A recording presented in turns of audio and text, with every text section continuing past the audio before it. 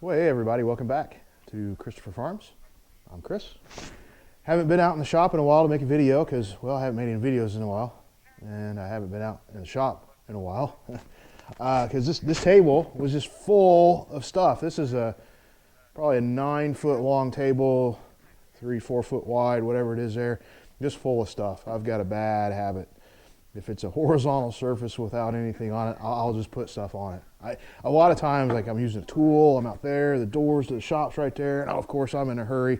I come in, I'll just put it there, and I'll say I'll just put it up later, and that doesn't work. This thing just pile up, or I don't have a spot for it anyway. But anyway, I took yesterday morning, Saturday morning, cleaned off this table and got most of the stuff where it sort of needs to go, and so I got space to put more stuff on it. But at any rate, I think I'll probably talk about this. This stuff actually is here with purpose. This is a bunch of networking stuff. A little bit of bartering going on there. I'll explain that and why you may want to pick up something maybe you have an expertise in that you don't really need, but with a bartering mindset for later on. And then actually this box, plastic box that has the word fire on it, actually that's what I really want to talk about. So stick around, stick with me, and be right back. 36. All right, it is Sunday evening, about 5:45, about 40 degrees outside on January 15th, and I thought I'd make a little bit of a video and explain some of this stuff and why bartering might be important, and then this blue box right here, and we'll get into that here in just a little bit. So I'm out in the shop, and I've got an electrical panel over there. I've got some lights wired in. I've got a couple outlets wired in, but it runs off an extension cord from the house, which obviously is not ideal. So I want to put in electrical service out here, dedicated electrical service, big enough to run generator, welder, and whatnot. So it's about 75 feet. I'll need about 75 feet of wire to go underground to get over here. And at the same time, I want to run underground service over to my house. So I needed some wire, among other things. But if you haven't priced wire out in a while, it's pretty expensive. And I need 4-aught, 4-aught, 2-aught to get over here. And I didn't want to spend upwards of, what was it, 400? I think it was going to be 500 or 550 bucks just for the wire alone.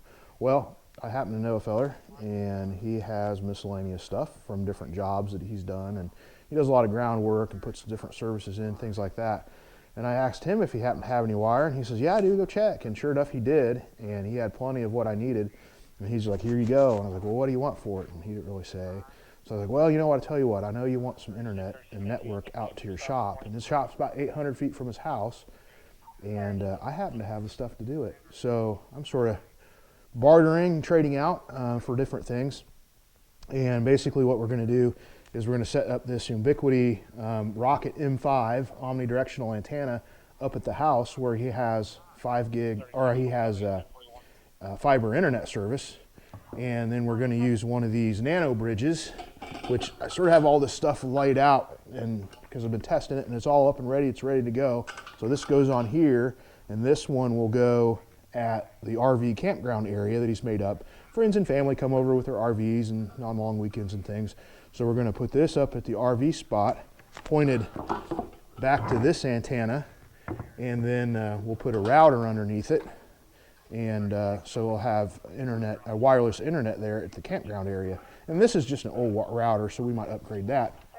And then over at the shop, we'll do a similar thing with the directional antenna pointed back up at the house, and we'll have another router at the shop. And so that'll give him internet at both the campground and at his shop. So I'm happy to get that job going for him, and I've actually already have the wire.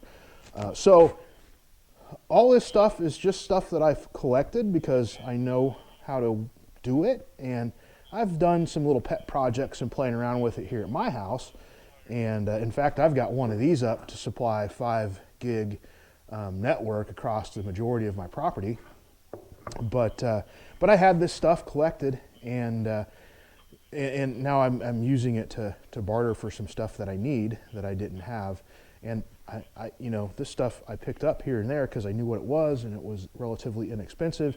And then I'm putting some of my brain power into it as well because I got to, you know, set it all up and then install it and stuff like that. So if you have an expertise in something, you may like pick up some miscellaneous things related to that expertise, and then if somebody needs something or you need something from somebody else, you could say, hey, I was noticing, or you know, you'd said something about needing some network out to your shop. Let's trade some services out. And don't say that too loud because the government doesn't like it because they don't get to tax it.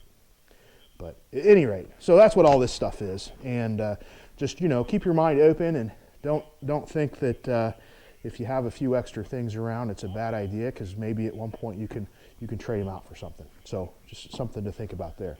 Okay, what else do I have? I have this right here.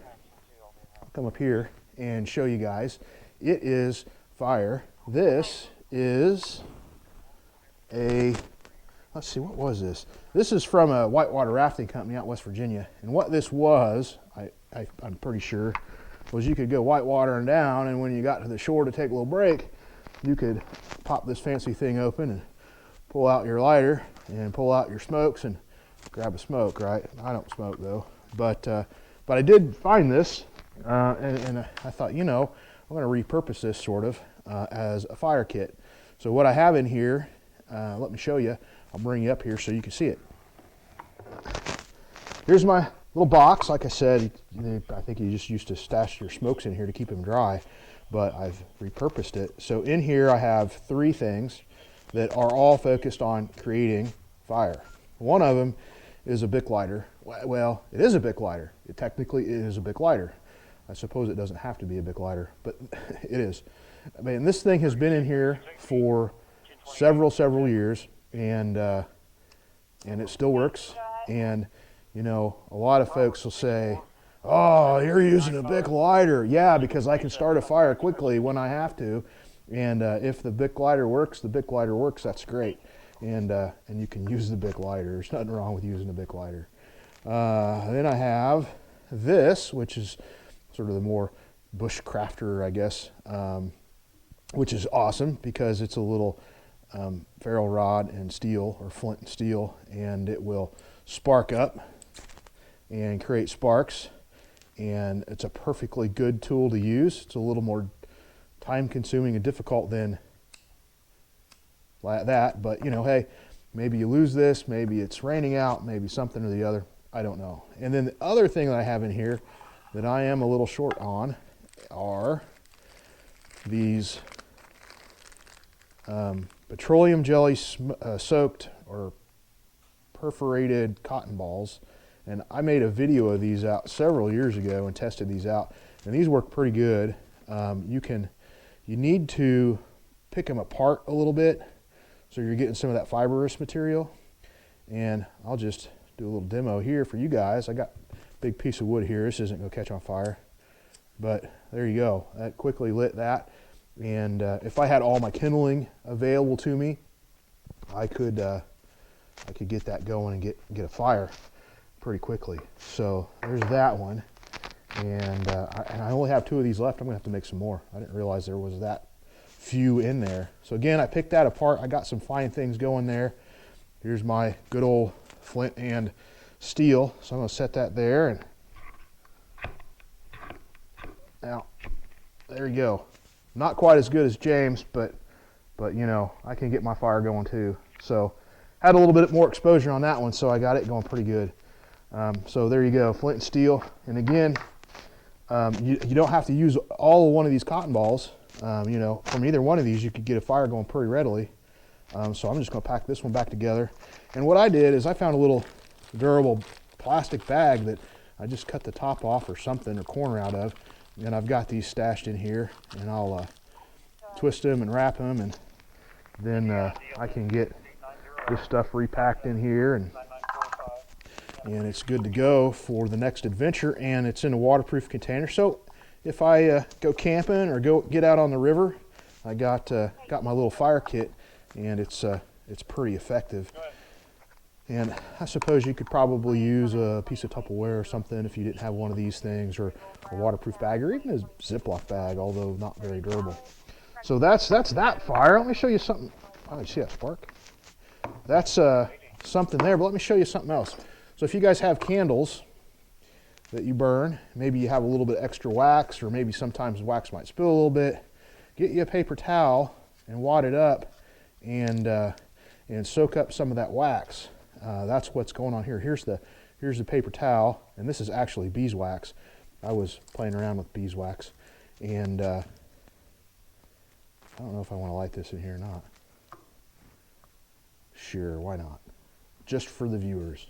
So EDC item right there. Also have a lighter. I don't smoke, but I have a lighter. So the paper towel starts pretty good. We'll see how good that, yeah, I can see the wax starting to melt. By the way, I do have a fire extinguisher in close proximity. Oh, I see that flame coming up now. So these, I probably only needed to do like a quarter sheet, or definitely something a little smaller. But yeah, so you can see that we're starting to go. And then the wax has to start melting. So let me see about, yeah, the wax has to start melting before it will catch on fire. So this gives you a little bit of a time. It wasn't hot. It wasn't hot. So there you go. So these, I put these together. I got a couple more. And these are actually, oh yeah, that's what these were for. I had some dirty wax that I was wiping out my wax melting container, my double boiler. And so I was cleaning that out, and then I just kept these. And then when I need to start a fire over there in the stove in the shop, Bob's your uncle. So there you go. A little bit of bartering and networking, a little bit of fire starting kit, a little bit of home fire starters there with some beeswax and paper towels. I feel pretty accomplished. All right, well, it's chilly in here. I think that's it. I'm gonna go edit some video and not play with fire. Now that I have successfully not burnt my shop down. Just make sure these are out. Yeah. So there you go. Hopefully you pick something up, but you know, you can put one of these together pretty easily. This was cotton balls and petroleum jelly, aka Vaseline. And this was just paper towels and excess beeswax, you know, try and not let anything go to waste. And you got some pretty good fire starters. So catch you all next time. That was nice. Oklahoma, 2024. Okay, take two, maybe. Irene is showing in force. Oh, making video. Yeah, dang it. I don't have my little screen. I'll press forward, I guess.